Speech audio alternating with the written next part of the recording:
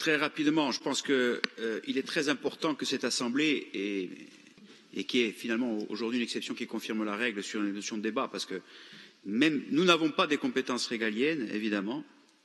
Néanmoins, la viralité du phénomène est telle que lorsqu'on se prétend être les garants des intérêts matériels et moraux de la Corse et des Corses, ce que nous voulons être, on ne peut pas ne pas se saisir de ces questions, parce qu'elles sont multiples, avec différents niveaux de sources d'ailleurs, pour essayer, du moins sur le plan de l'immunité collective de notre société, en prévention, en éducation, en politique sportive, associative et autres, d'agir fortement, pas à travers une administration usine à gaz, de manière, j'allais dire, presque militante de cette Assemblée, puisque le phénomène est tel, décrit par Yazep, que on le voit à l'œil nu,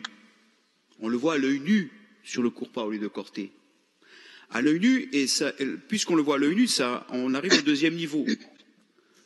On ne va pas faire de débat politicien sur la question des missions régaliennes de l'État, mais quand même, nous sommes, si on fait un constat froid, il y a évidemment une carence énorme en termes de police et justice, surtout police, sur cette question.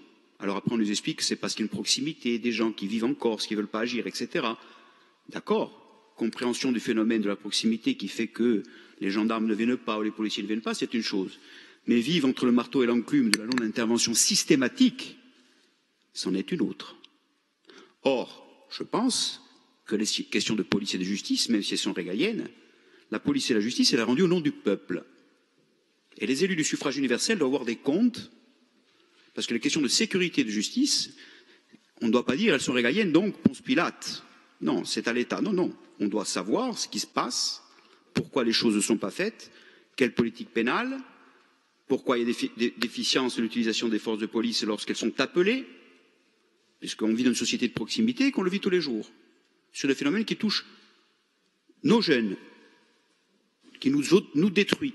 Donc, ça veut dire qu'il va falloir aussi un deuxième point de réflexion sur ces missions régaliennes de l'État, de manière critique. Et enfin, un dernier point, je rejoins tout à fait le propos de Pierre Jong sur le fait qu'il y a des addictions qui renvoient à d'autres politiques et qui ont libre cours ici chez nous comme ailleurs, notamment sur la malbouffe. Donc ça, c'est un vrai sujet, sur le sucre. Et puis, il y a des addictions qui ont aussi d'autres sources, évidemment. Alors, déficience, le vide du mal développement de notre pays, je pense à la drogue, avec évidemment les réflexions qui seront les nôtres sur ce qu'on avait appelé les types de logiques de type pré-mafieux ou mafieuse, qui renvoient à un débat complémentaire.